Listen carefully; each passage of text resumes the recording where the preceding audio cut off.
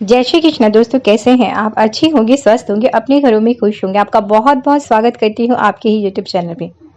जैसे कि आप जानते हैं कि मैं आपके लिए बहुत ही अचूक से उपाय और टिप्स लेके आती हूँ, जिनको करने से आपके जीवन में किसी भी तरह की कोई भी परेशानी हो, आप उससे निजात पा सकते हैं। आपकी वो परेशानी दूर हो सकती है। आपसे एक निवेदन करना चाहती हूँ, आपको मेरी वीडियोस अगर अच्छी लगती है तो please like, share and subscribe करना ना भूलें। सब्सक्राइब करते समय बेल आइकन बटन को ज़रूर दबाना, जिससे कि मेरी सारी वीडियोस की नोटिफिकेशन आप तक अवश्य पहुँचे। तो आज का जो मैं उपाय लेके हूँ, प्रदोष व्रत का। जी हाँ, आप सभी जानते हैं प्रदोष व्रत भगवान भोलेनाथ के लिए रखा जाता है और ये महीने में 2 पड़ते हैं। तो प्रदोष व्रत में अगर आप विधि विधान से अच्छे से, जैसे कि नियम बताए जाते हैं, अगर आपने वैसे ही भोलेनाथ शिव शंकर भगवान की पूजा आराधना कर ली तो आपकी जो भी मनोकामना या इच्छा है वो अवश्य पूरी करते हैं। भोलेनाथ नाम से ही भोले, जैसे कि आप जानते हैं बहुत भोले हैं। वो सिर्फ प्यार के भूखे हैं। आप श्रद्धा भाव से उनकी पूजा आराधना कीजिए, वो प्रसन्न हो जाते हैं। और प्रदोष के समय जब उनकी पूजा आराधना सच्चे मन से की जाती है तो वो अवश्य उस प्रार्थना को सुनते हैं और उस दिन जो भी पूजा आराधना की जाती है, माता पार्वती भी उस पूजा आराधना से प्रसन्न हो जाती हैं और माता पार्वती और भगवान शिव दोनों मिलकर आपकी मनोकामना इच्छा को पूरा करते हैं। तो मैं आज आपको बताने जा रही हूँ कि अगर प्रदोष व्रत रविवार के दिन पड़ जाए तो उसे रविवार प्रदोष कहा जाता है।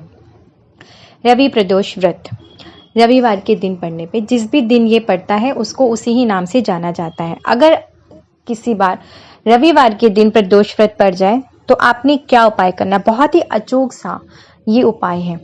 जिन बच्चों का विवाह नहीं हो रहा या विवाह में विलंब आ रहा है या अड़चने आ रही हैं, बाधाएं आ रही हैं, रुकावटें आ रही हैं और उनका सूर्य भी नीच कोटि का है, सूर्य देवता की आपको कृपा दृष्टि चाहिए, तो आप ये उपाय करिए। भोलेनाथ की कृपा दृष्टि आपको अवश्य मिलेगी। और प्रदोष व्रत है रविवार के दिन, तो आप ये उपाय करिए। बहुत ही अचूक सा, प्रचंड सा ये उपाय है। आपने करना क्या है, रविवार के दिन आप सुबह उठ जाइए, स्नान आदि करने के बाद आपने उस दिन लाल रंग के वस्त्र धारण करने हैं या पीले वस्त्र धारण करना, मगर ध्यान रखिएगा काले नीले वस्त्र आपने नहीं धारण करने हैं। सुबह के समय अब आपने उठने के बाद, स्नान आदि करने के बाद आप एक बेलपत्र ले लीजिए। साफ सुथरा होना चाहिए, बेलपत्र कटा पिटा नहीं होना चाहिए। आपने एक लोटा जल लेना है, तांबे का ही लोटा होना चाहिए, ये मैं आपको पहले ही बता दूं। किसी और धातु का लोटा नहीं होना चाहिए, तांबे का लोटा लेना है आपने। एक उसमें जल भर लीजिए।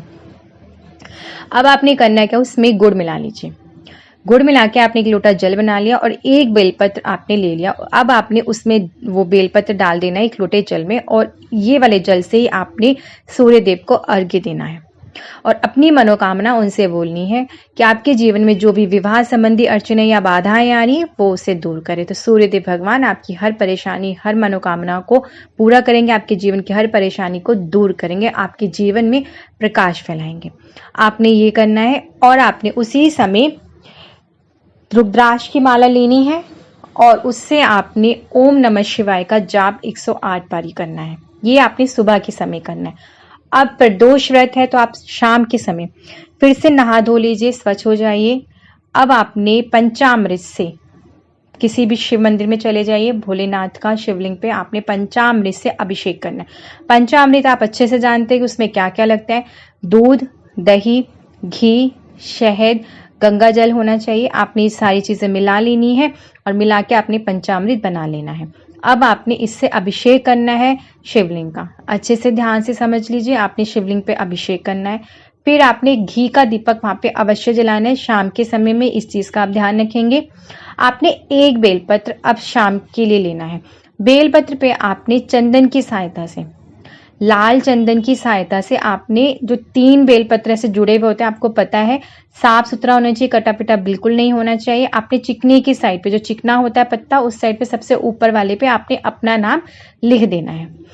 बाकी जो 2 पत्ते हैं उस पे आप तिलक लगा दीजिए चंदन से ही, लाल चंदन से।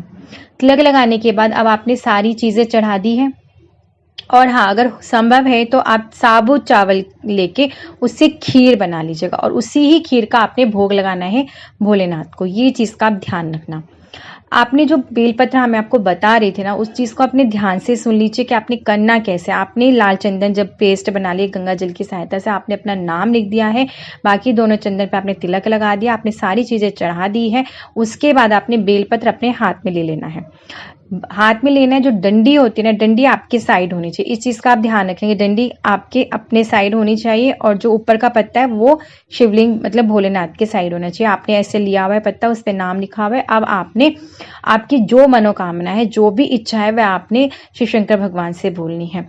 ठीक है, आप अपनी प्रार्थना कीजिए। आपके विवाह संबंधी जो भी अड़चने या बाधाएं आ रही है, आपने वह प्रार्थना करते हुए वो बेलपत्र वैसे ही आपने, डंडी आपके साइड होनी चाहिए, ध्यान रखिएगा।